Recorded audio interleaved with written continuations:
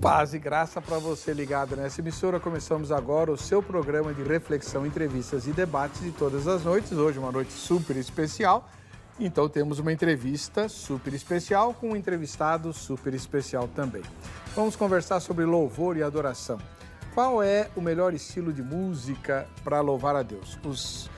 As músicas antigas ou as músicas atuais, e como nós podemos dialogar com esses dois grupos? Quem vai conversar conosco sobre esse assunto é uma das maiores autoridades vivas do planeta a respeito do tema adoração, composição, música, louvor, igreja e por aí vai. Pastor Ademar de Campos, da Comunidade da Graça, um dos ícones imortais da arte para Jesus há décadas. Não é dessas figuras que aparecem hoje e desaparecem daqui meia hora. Não. Ele tem toda uma vida dedicada ao Senhor e nós vamos conversar com ele no Vejam Só.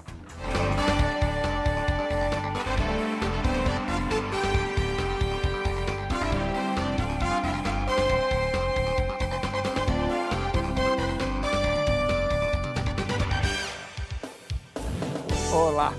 Em nome da Academia Teológica da Graça de Deus, a Agrade, começamos essa edição especial do programa Vejam Só. Hoje, Natal, temos a presença do pastor Ademar de Campos, da Comunidade da Graça. Pastor Ademar, que alegria tê-lo aqui, paz e graça.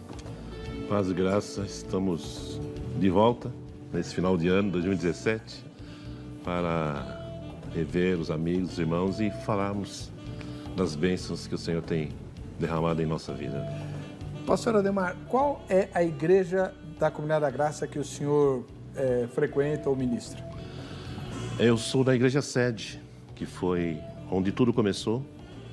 E daí, a partir dela, as filhas foram surgindo, foram nascendo. E a gente dando suporte, assistência, e acompanhando e tudo mais. Lá na Vila Carrão? Lá na Vila Carrão. É a nossa sede, né? Considerada a sede da Comunidade da Graça no Brasil. Muito obrigado pela presença do senhor. O nosso querido Zeca preparou uma matéria que apresenta o pastor Ademar para os novos, né? Os antigos não precisa. Vejam só. São 41 anos de caminhada com Cristo. Tudo começou lá em 1974, quando Ademar participou de um retiro de jovens no período de carnaval. Então, lá, o seu coração se rendeu a Deus. Em 1985, gravou seu primeiro disco e em 87, num pioneirismo, realizou a primeira gravação ao vivo de músicas cristãs. Já são mais de 25 álbuns gravados. Em 1992, quando pouco se falava em conferências, seminários temáticos, pastor Ademar de Campos idealizou o seminário Reciclando a Visão, que oferecia palestras, orientações para músicos e pastores. Também é autor de 4 livros ligados à área de música. São aproximadamente 600 composições, mas Ademar continua produzindo em larga escala e ao longo desses anos todos tornou-se uma referência quando o assunto é música cristã. Ademar foi um dos fundadores e presidentes da AMC, Associação de Músicos Cristãos do Brasil, um projeto inspirador para músicos e líderes de ministério de música das igrejas em nosso país, com o compromisso de oferecer orientação e ferramentas facilitadoras na área musical. Ademar de Campos é casado com Aurora e tem 3 filhos, Rodrigo, Mariana e Juliana. Todos eles envolvidos com música e pedagogia. Receber a Cristo Jesus como Senhor muda toda a nossa vida, transformando integralmente quem o recebe.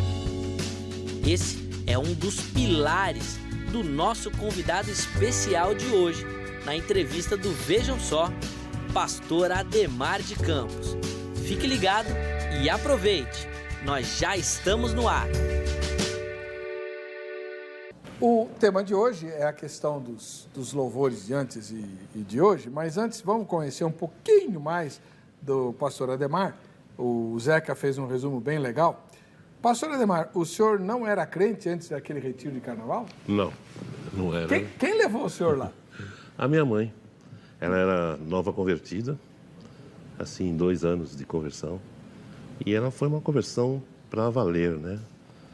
Tanto que ela era viúva na época, 5 filhos, jovem, né? 36 anos. E ela manteve a casa em pé, influenciou 5 filhos para uma experiência com Jesus. Eu e meus 4 irmãos nos convertemos através da nossa mãe. Que bonito. E ela que chegou lá, fez inscrição no acampamento, falou, você vai. Eu falei, beleza. E o acampamento era da Comunidade da Graça? Não, era da Quadrangular, na época. Não diga. E como é que o irmão passou para a comunidade? Porque nós éramos Quadrangular e houve um desligamento da Quadrangular e aí nasceu a Comunidade da Graça. Ah, tá. Foi assim. O senhor é membro fundador, então? Sou um dos. Ao lado do Carlos Alberto. Desde o começo o senhor já gostava de música ou isso veio depois? Nós já vem desde pequeno, porque meu pai, ele tinha os cantores da preferência dele e ele fazia com que eu decorasse as músicas desses cantores, contratava um violonista e fazia uma festa para o Ademar cantar. Só que eu era pequeno aí, tinha 8 anos. O irmão fez algum curso de canto ou isso é inato? Já vem de uma fonte natural, né? E no meio do caminho eu fui fazendo alguma coisa em termos de canto, a parte de fonoaudiologia, para dar um preparo melhor, né? Mas o resto, 90% Inato. É inato, Os seus irmãos também cantam? Eu tenho um irmão que é pastor e é compositor também, o Washington. Que bom. Bom, vou lhe fazer uma pergunta e depois eu vou introduzir a enquete. Olhando o cenário de música evangélica hoje no Brasil, o irmão gosta mais das antigas ou as atuais são melhores? Eu sou apreciador da música, em toda forma, em todos os sentidos, em todas as épocas. Há coisas antigas, músicas antigas, obras antigas, que são imortais, elas não morrem jamais. Eu não consigo ficar sem cantar um hino, por exemplo. Sim, eu amo a mensagem da cruz. É imortal essa música. Rude Cruz. Rude Cruz, né? Tu és fiel, Senhor meu, e por aí vai. Eu amo hinos. Mas eu sou um compositor, assim, bastante eclético, porque meu trabalho de composição, ele passa por vários estilos. Então, eu não tenho um compromisso com um único estilo. Assim como eu gosto de hino, eu gosto de um pop, eu gosto de um reggae, eu gosto de uma canção, de um rockzinho, entende? Então, eu sou bem aberto, bem moderado, bem equilibrado em relação a isso. E me preocupa um pouco essa tendência de defender uma bandeira, né? Nossa linha é essa, nosso estilo é esse. Porque Deus é universal. Se você vai à África, você não vai encontrar uma valsa entre os africanos. Você vai encontrar tambores. E eles vão fazer de coração para Deus uma forma contagiante que até nos desconcerta, nos constrange, né? Então, eu acho que não existe a necessidade da gente ficar comparando, analisando, isso é bom, isso é ruim. Deus é que é o avaliador. Tem que perguntar para ele se ele está gostando. Se ele estiver gostando, está tudo certo. Tá bom. Eu tenho várias perguntas para fazer para o irmão, inclusive nessa linha dos antigos e dos novos, né? Mas antes vamos pôr o telespectador aí em sintonia. Nossa página na internet, vejamsó.com.br, tem uma pergunta para você. Vamos lá. Vamos lá. Em geral, você aprecia mais os cânticos antigos ou os cânticos novos ou não vê diferença? Quando a gente fala de cânticos, nós não estamos nos referindo a hino de inário, aquilo que popularmente a gente fala de hino da harpa, né? Não. O que antigamente a gente chamava de corinho. Né? São as músicas que não estão nos inários tradicionais. Tá? É desse tipo de música que a gente quer saber. Você prefere as antigas, do tempo, por exemplo, deixa eu pensar aqui numa A Paz do Céu Encheu Meu Coração, né? Bem antigo. Além do Céu Azul, foi Jesus preparar, né? Ou as mais novinhas, do tipo, né, Chorá Caitu, os Diabos e os Chifrudos. Esse tipo assim, tá bom? Você vota aí na enquete, tá legal? Aproveita, anota o número, senão eu vou esquecer de falar depois. Hoje o programa é especial, né? Não tem intervalo. Anota o telefone da grade para você ligar na semana que vem e se informar como você pode servir melhor a Deus com os cursos que ele vai te oferecer. A grade tem mais de 15 cursos novos, preparados com um módulo só ou 2 no máximo. Inclusive curso de música, música assim, canto, né? Para quem quer aprender a cantar, tem um curso de violino e também tem um curso para quem dirige o louvor, mas aí é a questão espiritual, teológica da administração do louvor, não é a questão técnica, tá bom? São 3 cursos diferentes, né, só nessa área. Tem curso de gestão eclesiástica, tem uma porção de coisa nova lá. 3115-0819 em São Paulo, 0 operadora 11 3115-0819.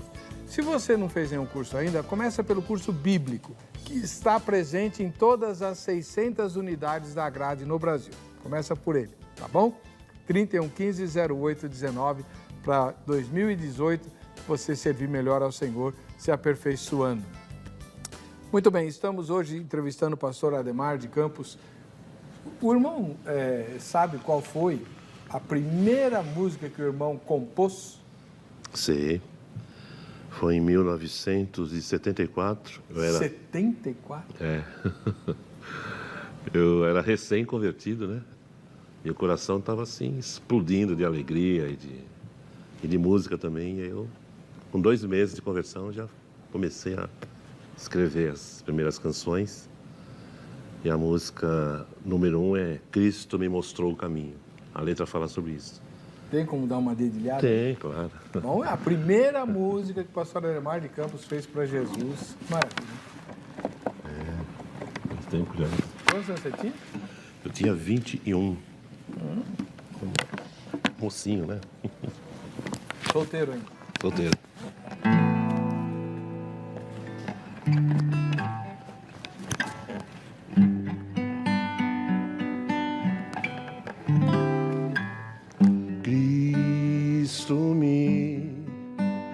Mostrou o caminho e por ele eu vou. Sim, estou certo, sou seu servo. Sendo essa a primeira música, a tendência do irmão era de música melodiosa. Ah, sim. Sempre eu tinha uma bagagem musical bastante densa, né, nesse sentido, porque eu ouvia muita música, né? Na época de adolescência, de juventude, as bandas da época, né? Eu ouvia bastante, comprava os discos, assistia filmes sobre música, né? Que na minha época era o famoso festival de Woodstock, né, que ficou mundialmente conhecido. Então eu me identificava, né, não era cristão, me identificava com aquele tipo de música e isso foi sendo construído a minha musicalidade, que depois reverteu pro rei e pro reino. Nesse período aí que eu me lembro, né, os Beatles faziam sucesso, Sim. os Rolling Stones e tal. Engraçado, eu nunca me liguei muito nos Beatles. Você achava eles assim tão sensacionais? Porque na época eles praticamente despontaram, não tinham assim outras opções, né? A não ser Rolling Stones, como você mencionou, mas a mensagem, as músicas, as letras dos Beatles era uma coisa mais romântica, mais acessível, né? As pessoas tinham mais acesso, tanto que eles fizeram o sucesso que fizeram, porque eram músicas boas, letras boas. Mas a musicalidade deles, você gostava? Gostava sim. Mais do que o Rolling Stones. Tá bom. Sem problema. E de artista brasileiro, não cristão, qual que você gostava? Pois é. Na minha época não tinha também muitas... Não tinha música jovem, né? Quem estava surgindo naquela época era Roberto Carlos, Erasmo, aquele programa... Jovem Guarda. Então era mais ou menos aquela praiazinha lá. Era a opção que a gente tinha em termos de música brasileira, né? Se bem que depois a gente foi conhecendo aí trabalho de Caetano, de Gilberto, de Chico Buarque, são obras diferenciadas com outro nível musical, né, falando. Mas assim, não tem no cenário nacional, assim, não tem. Na minha época não tinha alguém que se destacava fortemente.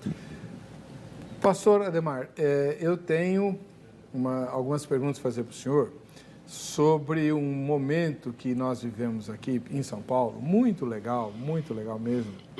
Tenho muita saudade dos encontros de paz. Como começou aquilo e o que o irmão lembra daquele... O início de tudo foi em 1977, ali no Teatro Taíbe, no Bom Retiro. O Carlos Alberto, pastor Carlos Alberto, que é o líder da Comunidade da Graça. O pai. É o paizão, é o pai. Ele tinha assim, um desafio, ele sempre foi muito visionário, né? De fazer um trabalho evangelístico fora do templo. Então ele começou a procurar teatros na cidade. E o primeiro foi o Taíbe. Depois o Brigadeiro, depois o Unidialícia, depois o Centro do Professorado Paulista, que se tornou mais conhecido. Então a gente fez uma peregrinação por teatros aqui na cidade, né? E esse trabalho, chamado Encontros de Paz, ele foi crescendo, ganhando densidade, expressividade, espiritualidade, acima de tudo, porque a marca dessas reuniões era uma palavra forte, né? De profundidade, de inspiração. E um louvor que acompanhava também, né? A gente nem sabia o que estava acontecendo. Não foi nada planejado. Foi, de repente, a gente estava no meio do bolo lá e Deus fazendo coisas tremendas, né? E hoje, depois de um tempo que a gente veio a saber o que estava acontecendo na vida das pessoas. Para nós era fazer um trabalho diferente, evangelizar, falar de Cristo e adorar ao Senhor. Então, porque talvez as gerações mais novas não saibam, né? Mas toda essa liberdade que nós temos hoje no momento de adoração, isso não existia antigamente. Nesse tempo que nós estamos falando aqui, isso não existia. Você tinha as igrejas históricas, a igreja neopentecostal mal tinha nascido, nem era conhecida. Então você tinha as igrejas históricas e as igrejas pentecostais, Assembleia de Deus, Congregação Cristã no Brasil e a Igreja de Deus é Amor. Todas elas com a liturgia bastante rígida, né? As igrejas históricas, então, nem se fala. Na minha igreja, por exemplo, tocar violão só no salão social. Bater palma, nunca. Né? No templo, só indo do inário. O que aconteceu com os encontros de paz? Que, se o propósito era evangelizar, o efeito foi outro. Porque quem ia lá era crente. É verdade. Né? Enquanto a moçada mais doidona ia lá era toda segunda noite, ia lá pro tio Cássio, isso. Né? Do Cristo Salva, lá no tio Cássio, o pessoal menos doido, mais normal, vinha para o Centro do Professorado Paulista para os encontros de paz. Fazia fila para entrar, fila, segunda-feira à noite. E aí a gente entrava e tinha uma ministração muito bonita do senhor, né, que a palavra do pastor Carlos Alberto era muito boa, mas o povo ia por causa da música.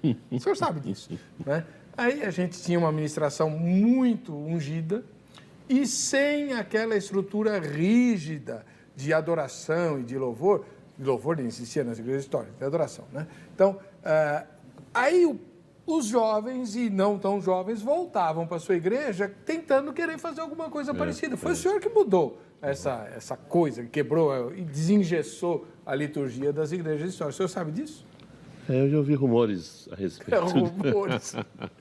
Então, esse galardão é do senhor e dos seus companheiros daquela época. É verdade. Azaf Borba ajudava quando vinha aqui, né? É verdade, é verdade. E as músicas que a gente cantava eram novas porque eram suas, né? A maioria. Algumas versões também, né? Mas que formavam um conjunto de algo novo.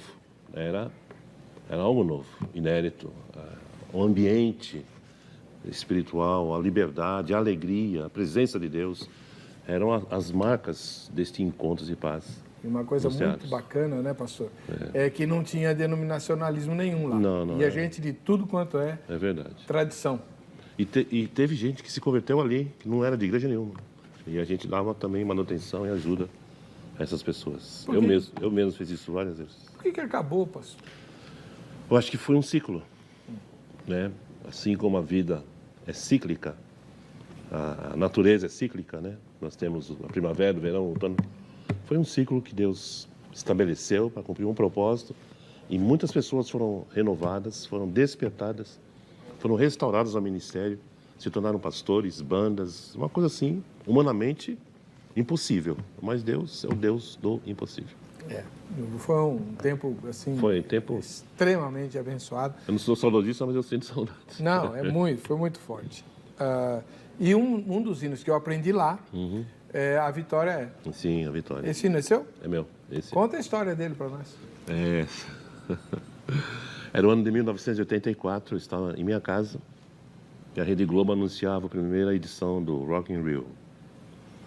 E a divulgação mostrava a banda AC/DC e numa apresentação deles, e no palco tinha lá um dragão inflável, né? Ele ficava ali posicionado, movimentando sob impulso, influência do vento, alguma coisa que movimentava ali. E eu fiquei olhando para aquela cena e eu me lembrei que dragão na Bíblia é o diabo. E eu comecei a ficar assim meio indignado com aquilo, né? Porque é uma divulgação de algo que não vai acrescentar ao espírito das pessoas. Eu entrei no quarto e comecei a orar, falei assim, eu não aceito isso, quem deve ser divulgado é Jesus e não essas figuras aí.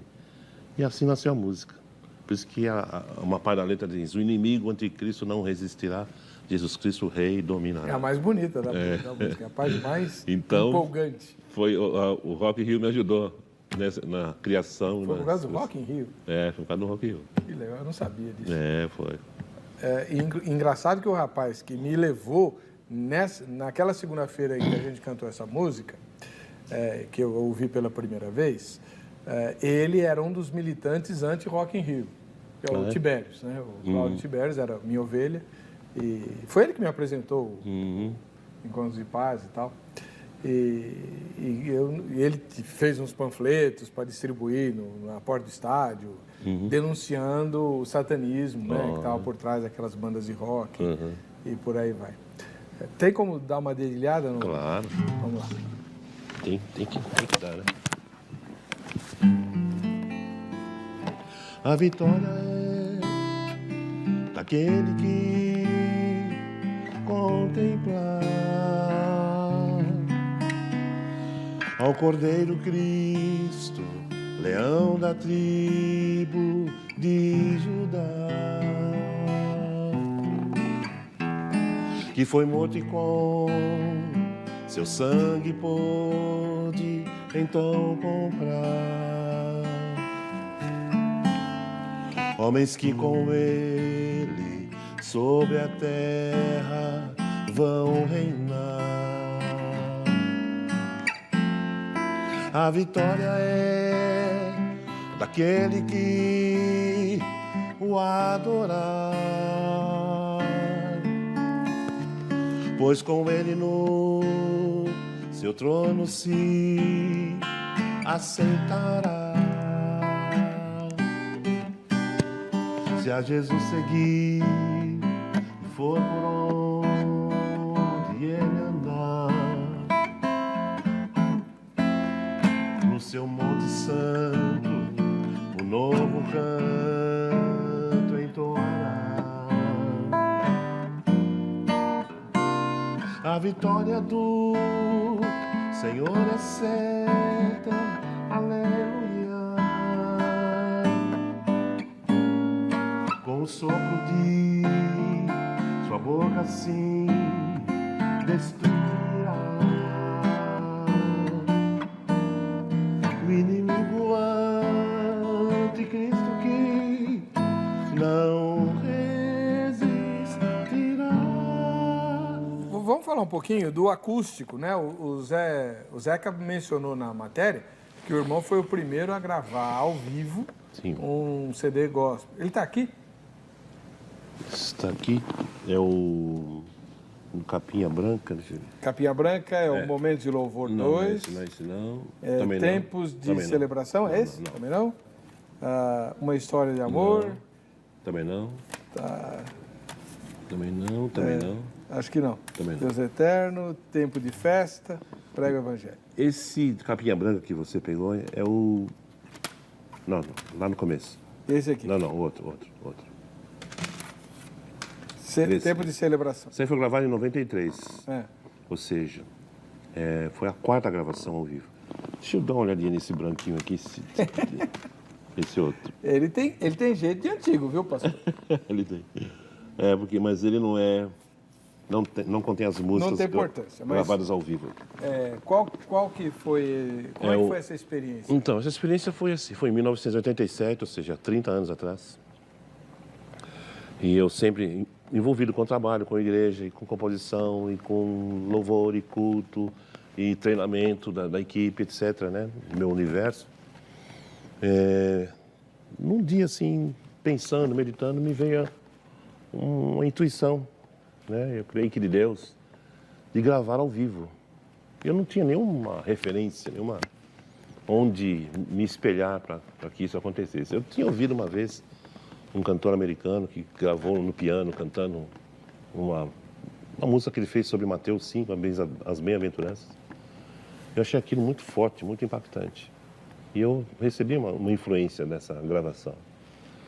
E aí, em 85, eu comecei a processar isso no meu coração e Deus foi confirmando, aí eu gravei.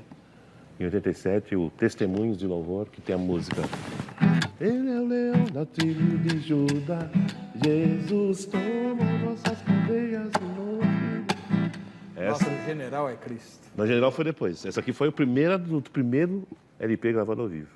O Leão da Tribo de Judá, junto com essa. Eu posso escutar o exército de Deus. Então essa foi a primeira experiência de gravar ao vivo de uma maneira... Mas esse tipo de música não tinha nem como gravar em estúdio, né? Isso é música pro povo cantar. Bem porrão mesmo. E aí pegou. Aí foi embora, porque era novidade, né? Ninguém... Como é ao vivo? Como um negócio é esse? Aquele ambiente da igreja cantando junto é muito legal. E isso inaugurou um estilo, porque existem bandas que você não consegue nem imaginar gravando em estúdio. Diante do Trono, Comunidade da Zona Sul, que também fizeram o mesmo tipo de coisa, né? A gente acabou fazendo escola sem querer. Fez escola. O irmão é um pioneiro, né, nessa área. E o irmão continua escrevendo música? Opa! E eu estou com um projeto novo aí. Ah, o Legado 40 anos. Eu fiz um de 30, agora estou fazendo um de 40 e estou de olho no de 50 também. E esse novo projeto, que vai ser agora final de janeiro, você vai ganhar o kit, porque são 3 DVDs. 3? Porque contar a história de 40 anos demora, né? São aproximadamente 40 músicas. Então eu venho contando a história desde o começo até os dias de hoje, porque tem música nova também nesse projeto. Tem as antigas que eu vou contando, o que foi a minha caminhada nesses anos com Cristo e com a igreja. Porque sempre meu trabalho sempre foi vinculado à igreja, né? Não é um trabalho meramente artístico de alguém que sai por aí cantando e fazendo shows. Eu até posso fazer, mas a minha raiz, meu porto seguro é a igreja local. Que é onde eu cresci, casei, batizei meus filhos e me tornei pai, e fiz casamento. A minha história com a igreja é um casamento, né? Então isso não tem como desfazer. Então eu estou contando nesse legado 40 anos o que é a igreja no lar, o que é a igreja no templo, o que é a igreja na rua. Porque toda a minha trajetória cristã foi experiências como igreja reunida no lar. Minha mãe, quando se converteu, fazia cultos na casa dela. E ali o fogo descia. Quando eu me casei, comecei a fazer culto na minha casa. Meu filho, quando se casou, começou a fazer culto na casa. Então, é um legado, uma coisa, né, um processo maravilhoso. E história de conversões, né, de pessoas se convertendo na nossa casa. Então, a diferença que eu dou a isso é o que é ser igreja. Uma coisa é eu vou à igreja, outra coisa é você ser igreja. Porque você sendo igreja, você é uma pedra viva, você comunica, você abençoa, você serve, você lava os pés, você consola, você é instrumento nas mãos de Deus. Então eu estou tentando contar isso através da música, sabe? A igreja no lar, depois a igreja no templo, a igreja congregada, né? Então as músicas também falam sobre isso. E a igreja na rua, porque eu sempre fiz trabalho de música evangelístico nas ruas, desde o começo. Isso eu não sabia, não. Fiz no Museu do Ipiranga, fiz na Praça Silvio Romero, na Zona Leste, fiz na Danceteria Toco, lá na Zona Leste também. Então, eu sempre estou no circuito ainda. E eu gravei esse DVD, eu gravei na Praça Silvio Romero, agora em maio, em frente ao Teatro Municipal, 2 horas cantando lá para um povo, a maioria não era de igreja, estavam lá, ficaram 2 horas plantados, sendo alcançados pela mensagem de Deus. Qual foi a última música que você fez? Dá uma palhinha para mim. Esse pastor é Desse jeito. Deixa eu ver. Vou ver se eu lembro. Ele veio e tomou minha vida. Agora eu sei o que é viver. Ele veio e mudou minha vida.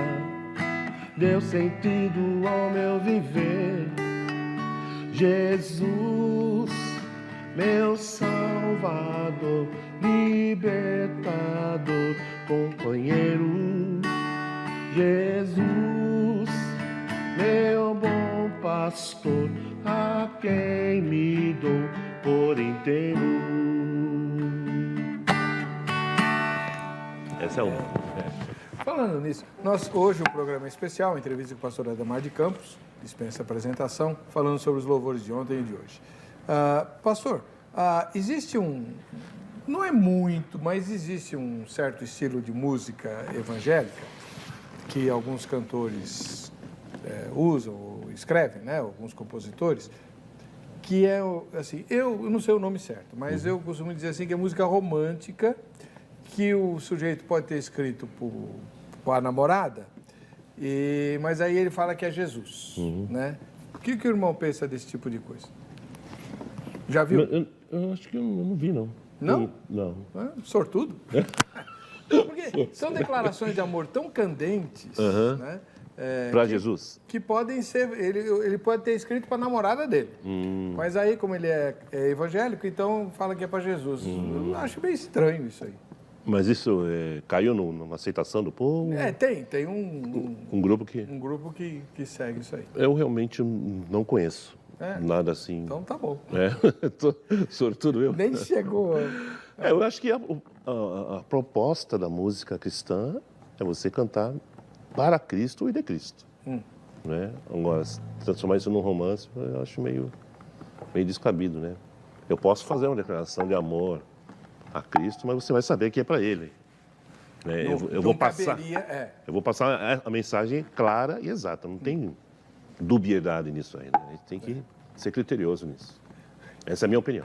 E a ideia do Reciclando Visões, o que é isso, pastor? O Reciclando a Visão foi um seminário criado em 1992 em nossa comunidade, com o objetivo de auxiliar os ministros de louvor, os músicos, quem trabalha com música cristã, a ganhar uma visão bíblica do que é adoração, lugar do louvor, a função da música, o papel dos músicos, dos ministros, dos cantores, dos backing vocal, dos instrumentistas. Então, é tipo assim um apanhado geral desta área musical, como otimizar e como tornar isso algo com base bíblica e com consistência, conteúdo espiritual e, evidentemente, resultados espirituais, né, na vida da igreja, na vida das pessoas. Então, a ideia era assim de trazer uma orientação, uma direção, oferecer ferramentas, ajudar as pessoas a entenderem por que elas fazem o que fazem. Porque é ruim você fazer um negócio sem saber por que estão fazendo. Eu toco o violão porque eu toco o violão. E daí? Para que vai servir isso? Eu toco violão porque eu quero alcançar tal e tal objetivo e por aí vou. Eu componho, eu gravo pensando nisso. Então, orientar. As pessoas precisam, eu percebo assim, a área de música nas igrejas, as pessoas que trabalham com música, elas precisam de ensino e de orientação, porque a grande maioria não tem isso.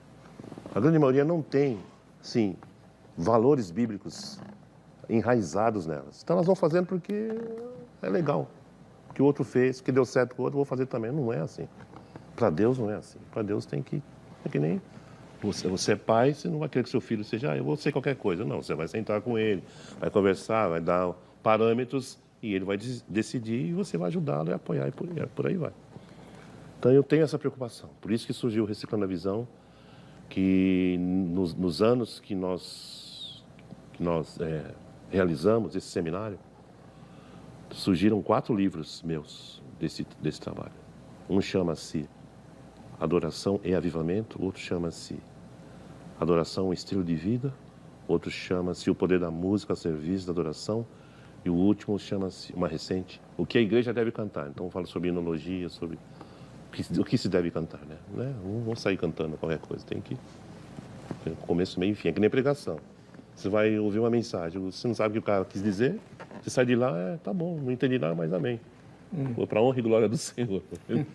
Não pode ser assim, tem que ter um fim, um objetivo, né? Então eu me preocupo muito com isso e criei uma escola também, chama-se Adoração Sem Fronteira. Nosso protótipo foi lá em Salvador, foram 8 meses de aula e tivemos a nossa formatura semana retrasada lá, 100 alunos. Que bênção. Então eu estou trabalhando para ajudar, só para isso. Como mesclar, pastor? Acho que esse é o grande desafio de quem elabora uma liturgia. Como mesclar as músicas antigas com as novas num mesmo culto? Eu tenho certeza que uma fórmula que é infalível nessa questão é a sua conversa com o pastor. Seu diálogo com ele, para você saber o que está no coração dele. E aí, tentar construir isso junto. Porque é muito saudável e dá muito mais respaldo. Eu sempre fiz isso com o Carlos Alberto. Conferia com ele. Né? E ele sugeria uma, e eu falava, e aí isso, e essa, e essa. Então você vai... De repente, a coisa começa a fluir assim, com naturalidade. Né? E a igreja é beneficiada, né? Porque há consenso, há cuidado, há preocupação em fazer o melhor para Deus e para o rebanho. Tem algum ritmo que o irmão acha que não é próprio? Olha, essa questão do ritmo, ela gera muita discussão, alguns casos polêmica. Porque, por exemplo, se você evangeliza um rapper, ele vem de uma cultura, ele vem de uma experiência de vida em que essa música é a música que ele está habituado. E aí ele se converte e ele consegue transformar essa bagagem em algo com uma mensagem levando Jesus a um tipo de público que se identifica com isso. Então, eu vou dizer para ele, não, está errado essa música, você tem que cantar, foi na cruz. Então, eu acho que essa flexibilidade, ela é inteligente. Esse negócio de você impor, você tem que conhecer, você tem que conversar com a pessoa. Você tem que apoiar a pessoa, você tem que estimular, você tem que orientar. Né? Então, seu desafio é rapper, então eu vou te ajudar, eu vou te apoiar, vamos orar juntos, Deus vai... Entende? Então, porque senão a gente vai começar a selecionar e sectorizar e nós vamos perder com isso, porque a diversidade na igreja, no corpo de Cristo, promove a riqueza e uma mensagem que alcança a todo tipo de pessoa. Então, eu acho que esse cuidado precisa ser tomado. A pessoa se identifica com esse estilo. Por exemplo, tem gente que se identifica com o estilo clássico e faz isso muito bem, com maestria. Tem gente que tem habilidade com música tipo MPB. Eu conheço vários músicos assim. E eu vou falar, não, isso aí é do diabo, isso aí está por fora, isso não é congregacional. Ué, mas o que é? Quem sou eu para dizer o que é e o que não é? Eu volto a dizer, a audiência é o Senhor, Ele é o que é o avaliador. Então a gente tem que respeitar e procurar otimizar tudo dentro dos estilos, dentro dos valores da palavra do Senhor. Então, porque uma das dificuldades que a gente tem é que muitas vezes alguns ritmos são identificados demais com algum tipo de prática, né? E fica difícil santificar. Eu me lembro de um teólogo da Guatemala. Uma vez eu encontrei com ele na Palavra da Vida e ele estava me contando que tentaram fazer uma música com o ritmo do La Cucaracha, fazer um hino né? No ritmo da La Cucaracha. E aí não dava, porque todo mundo lembrava da música, né? Cucaracha. Aí eu lembrei que quando eu era criança, tinha alguém que tentou musicar a propaganda da Coca-Cola. Né? Então era assim... Cristo é que é, Jesus Cristo é a vida presente. Mas você canta, mas você está lembrando da Coca-Cola. Né? Então, fica complicado descolar isso, não fica? Aí entra o fator criatividade, porque se eu dependo de uma referência como essa para criar algo em cima, eu acho que eu estou no lugar errado. Então, eu costumo dizer que a minha fonte de inspiração é a Bíblia e a vida com Deus. Porque se você levar isso a sério como prioridade, em vez da preocupação com o estilo, com a estética da música, Até porque a música, em essência, ela é espiritual, ela é divina. Então, Deus é a fonte. Se você está conectado a essa fonte, o que vai sair de lá? Jesus disse que a árvore boa produz bons frutos. Então, a gente tem que... É nesse sentido que eu digo a você, pastor, que falta ensino e orientação. Porque o pessoal tem vontade, tem empolgação, mas eles não têm roteiro, eles não têm princípios. Então, isso não significa que a gente vai matá-los em termos da capacidade que eles têm de bloquear, de abordar, não, isso não serve para nada, vai fazer outra coisa, vai fazer parte do grupo de intercessão. Não, não é isso.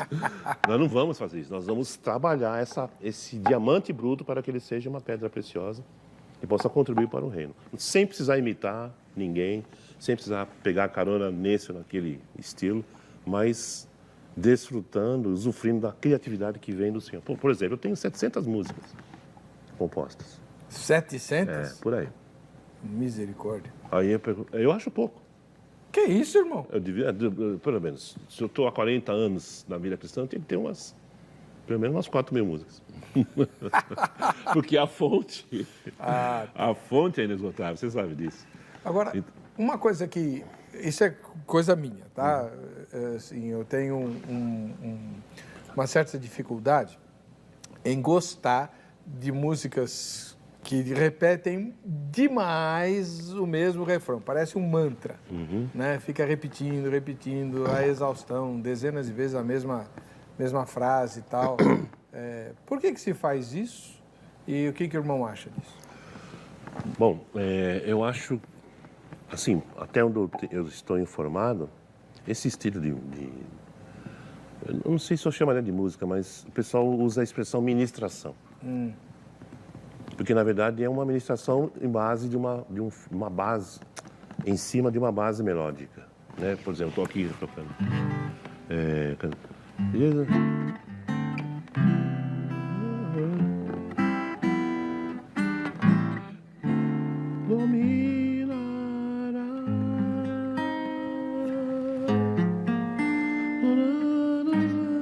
Aqui eu vou embora.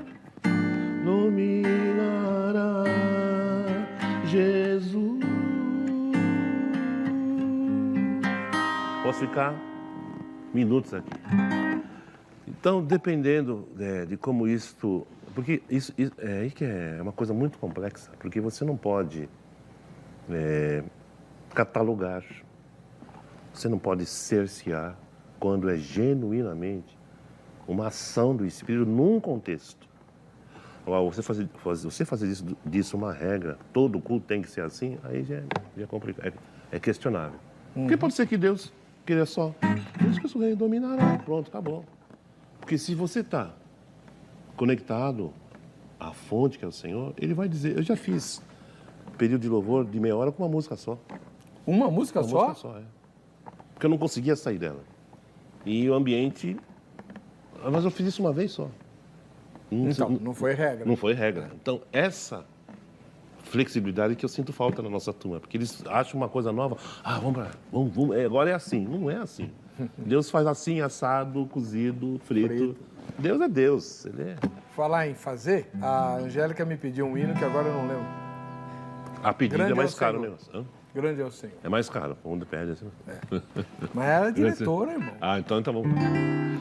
Grande é o Senhor e muito digno de louvor. Na cidade do nosso Deus, seu santo monte. Alegria de toda a terra.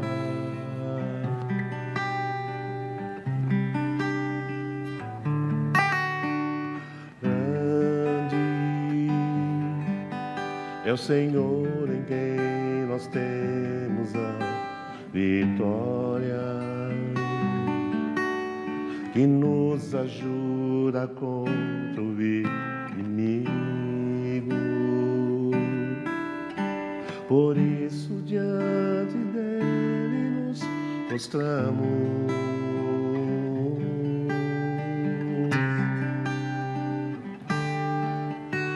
Queremos o teu nome agradecer.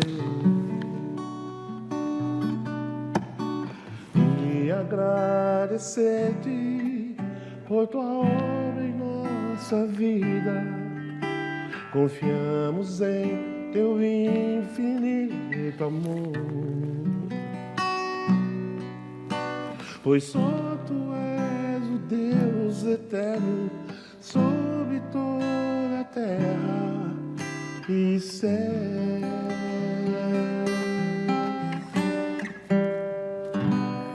Lindo.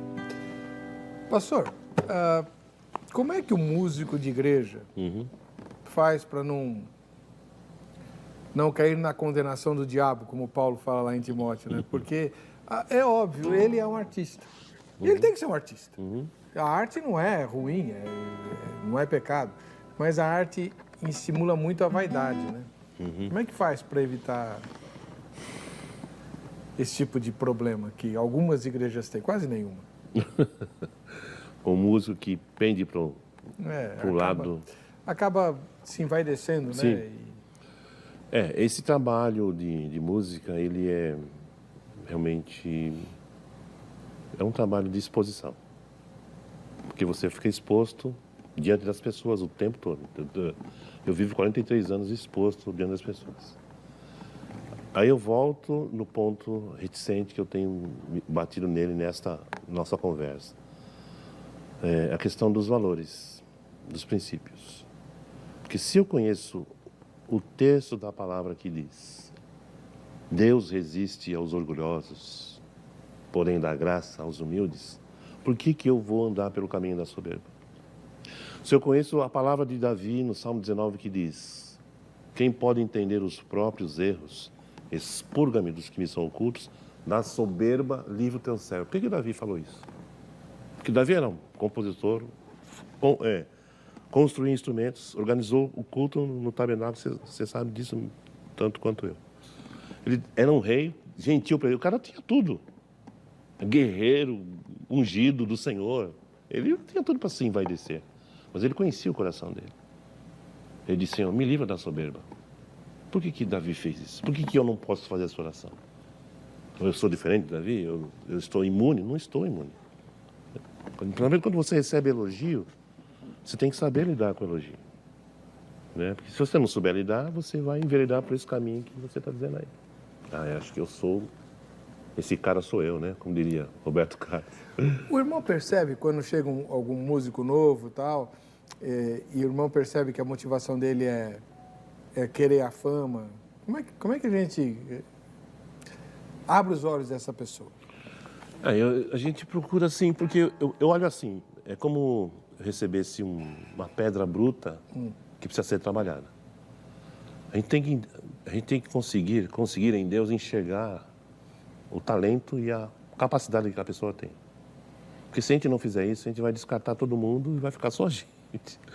Então eu procuro trabalhar essa questão, enxergar, né, o que de concreto ele tem, de aproveitável ele tem, que Deus colocou na vida dele, e ajudar ele a dar os passos certos para chegar para que aquilo seja uma ferramenta de louvor e de glorificação ao nome do Senhor. Não é fácil porque nós vivemos num universo, né, evangélico e numa cultura brasileira em que o cara que faz sucesso é o cara que vence sozinho, né? Eu venci, eu consegui, eu era isso, agora eu sou isso, superação. Então todo mundo quer ser alguém no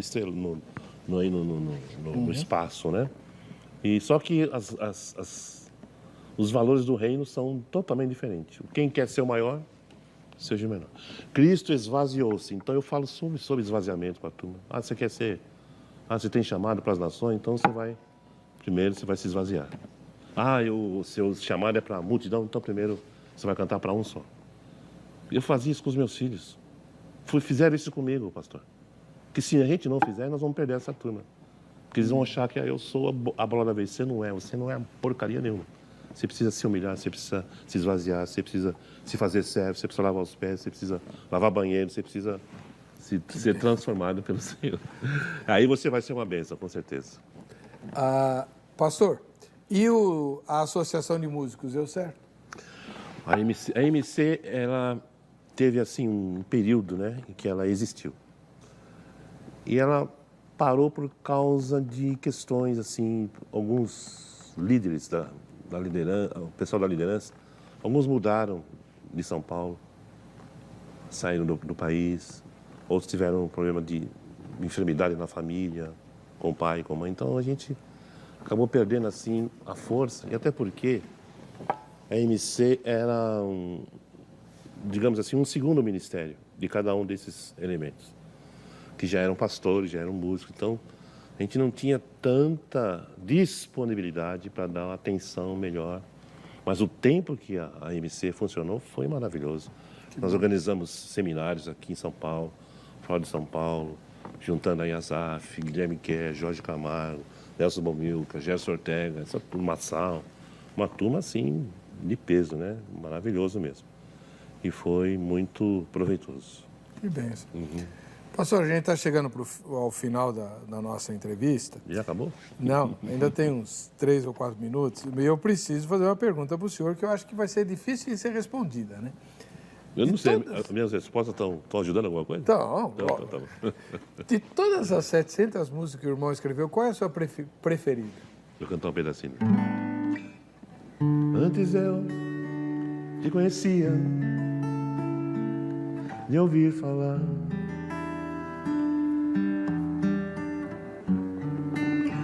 Mas agora de contigo andar,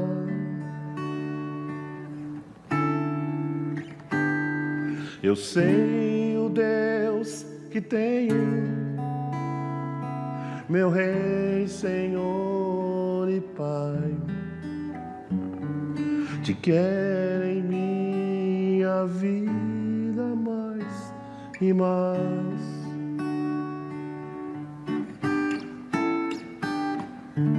Essa música é mais importante porque ela marca um período da minha vida, da minha esposa, que nós perdemos uma filha. Era bebê, mas era um filho. Raquel, o nome dela, estaria com 34 anos hoje. E aquele foi um momento de arrancar algo de dentro de você. A gente já era pastor, mas nós somos seres humanos, a gente sente dor, a gente chora.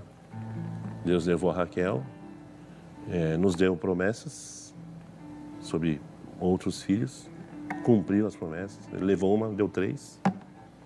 E essa música nasceu nesse momento da perda, né? Baseada em Jó. Te conhecia de ouvir falar, mas agora os meus olhos te veem. Eu sei o Deus que eu tenho, meu Rei, Senhor. Te quero em minha vida mais. Sua pronta resposta demonstrou, né? O senhor tem 3 filhos? 3, 2 são casados e tem uma solteira ainda. Tá. E tem uma agregada, né? Uma agregada? Aí de na verdade, de puxa-fila dos agregados, são muitos. Ela fala com muito orgulho. Ela é uma filha do querida. senhor. Edjane, tem como mostrar a Edjane? Por que não?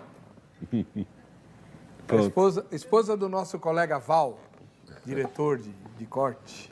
Isso aí, é filhona. Muito bom.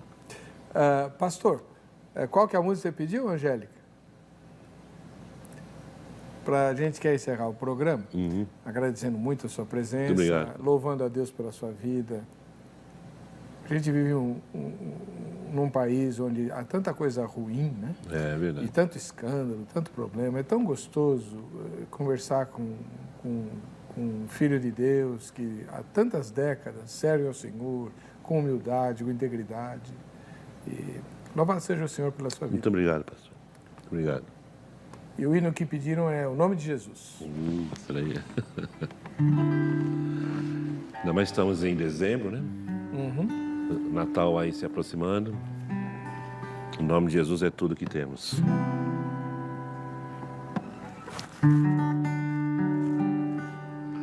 O nome de Jesus é poderoso.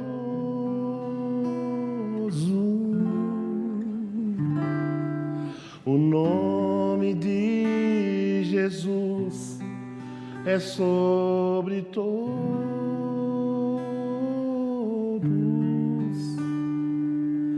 Nome mais doce, nome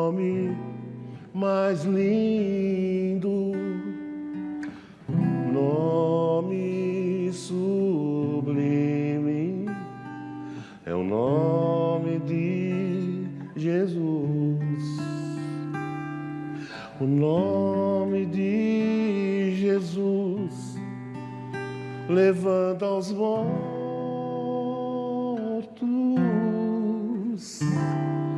O nome de Jesus sara os feridos.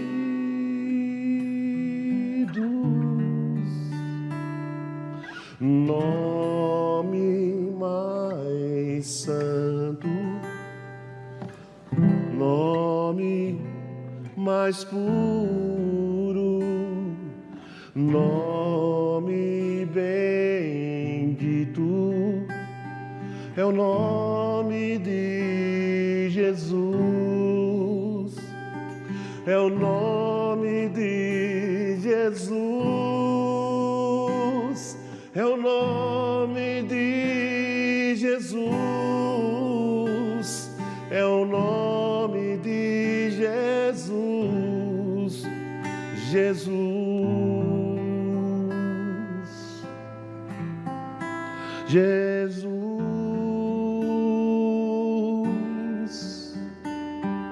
Jesus.